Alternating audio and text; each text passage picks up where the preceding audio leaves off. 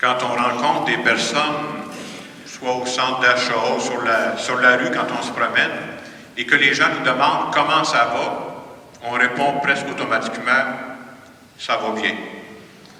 Mais soyons francs, ça ne va pas toujours bien. Et dans la première lecture qu'on a entendue ce matin, le livre de Job nous rappelle ça.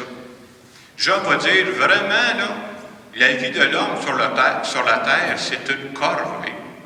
Autrement dit, Job nous dit à travers sa lecture ce matin qu'il en a plein son casse.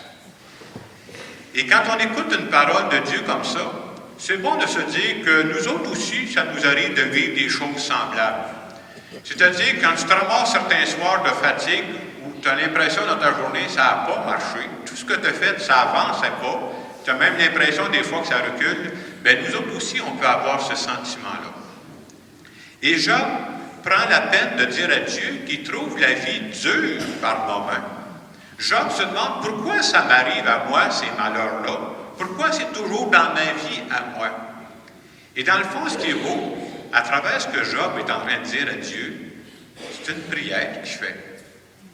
Job est en train de présenter à Dieu ses blessures. Il est en train de présenter à Dieu ses souffrances. Et le fait que Job présente ses souffrances et ses blessures à Dieu, il n'est pas guéri pour tout ça, là. Mais au moins, il n'est pas seul pour les porter. Et vous remarquerez que dans la vie, c'est comme ça, que ce soit au plan humain ou au plan spirituel. Déjà, quand j'ai quelqu'un à qui je peux partager mes souffrances, les parties difficiles de ma vie, là, c'est déjà un début de guérison. C'est déjà un début de libération. Et nous autres, dans la foi, on croit là qu'il y en a un qui est toujours disponible. Moi, mes amis ne sont pas toujours disponibles. Ils travaillent, là. Dieu, c'est celui qui sera toujours disponible. Puis lui, Dieu, là, ça l'intéresse-tu? Ben oui, ça l'intéresse. Tout ce qui m'arrive dans ma vie, ça l'intéresse. Et c'est pour ça que Job, dans le fond, nous donne un bel exemple. Une des façons de prier, c'est de confier à Dieu tout ce qu'il y a dans ma vie, ce qu'il y a de beau, mais aussi les parties que je trouve difficiles, les blessures que je peux porter. J'ai besoin que Dieu vienne me libérer. Et on pourrait dire, dans le fond, que la vie, là, c'est comme un combat. Les gens qui vivent, ce sont les gens qui luttent.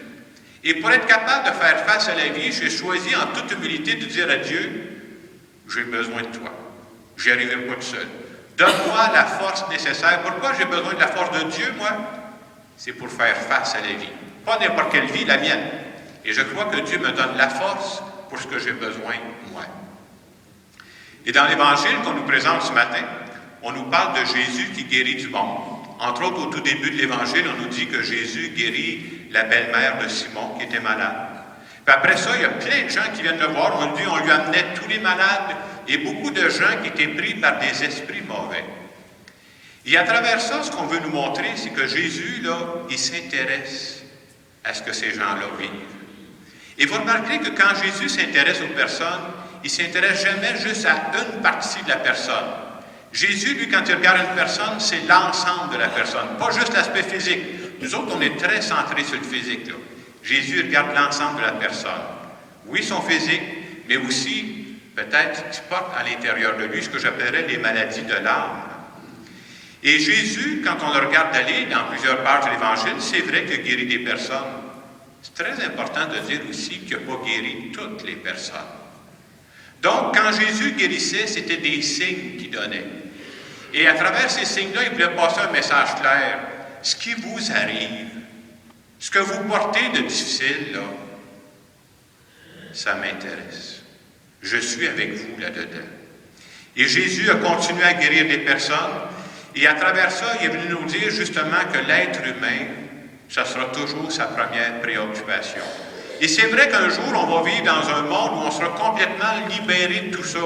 Mais en attendant, là, on est pris avec ça. Puis ce qu'on vit, il est là pour nous accompagner, il est là pour nous soutenir. J'avais commencé à préparer mon homélie où je vois Jésus qui guérissait des malades. Puis vendredi soir, j'ai eu un appel, j'ai eu à aller rencontrer une personne qui était à l'urgence, à l'hôpital Honoré-Mercier, ici à Saint-Hyacinthe. Et quand je suis arrivé pour rentrer à l'urgence, vous savez, quand on se rend pour voir les personnes, il y a plusieurs corridors qu'il faut faire. Vous savez ce qu'il y avait dans les corridors? Il y avait des civières. puis il y avait du monde, ces civières.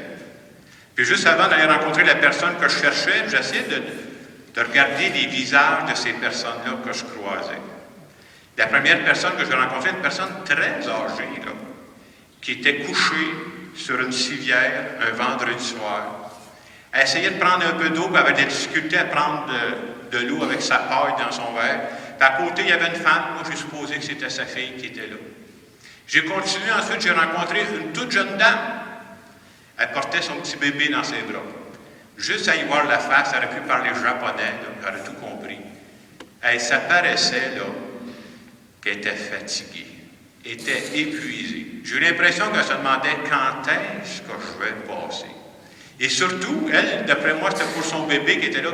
Ça va être quoi le verdict du médecin là-dedans? Là? Qu'est-ce qu'il va me dire là-dedans? Alors, j'ai continué, puis j'ai vu plusieurs personnes. Et comme j'avais commencé à préparer mon homélie, je me suis dit, hey, si Jésus avait été à l'urgence de l'hôpital Honoré-Mercier vendredi soir, il y aurait eu de la job à faire, là. Hey, il y en avait du monde, là. Et je me suis dit, c'est bien plate qu'il n'était pas là. Puis quand je suis revenu, je revoyais ça par après, puis j'ai fini de préparer mon homélie, mais je me suis dit, dans le fond, probablement qu'il était là. Derrière cette mère-là, l'amour de cette mère-là pour son petit bébé qui attendait je ne sais pas combien d'heures, en fait, à l'urgence, là. D'après moi, c'est lui qui était là. Et quand je vous disais que j'ai rencontré cette femme âgée, c'est triste de voir une femme, je ne sais pas, de 80 ans, couchée sur une civière dans un corridor, là. Je ne vous parle pas d'une chambre, là, dans un corridor. Et je me suis dit, probablement qu'à travers sa fille qui est à côté d'elle, la fille, c'est pas son médecin, là. Mais juste de savoir que sa fille est là, on s'entend-tu que c'est un début de guérison? En tout cas, c'est un début de libération. Au moins, elle devait se dire, je ne suis pas tout seul. Ma fille est avec moi. Et d'après moi, Dieu, je ne les ai pas vus parce que les médecins sont cachés dans des caves là-dedans, là, quand on est à l'urgence. Mais je me suis dit, Dieu devait être à l'œuvre à travers ces médecins-là qui font juste leur possible, soit dit en passant, hein, qui ont essayé de faire tant bien que mal de soigner les malades qu'il y avait là. Alors, c'est bon de se rappeler que nous croyons que Dieu s'intéresse à ce que nous vivons.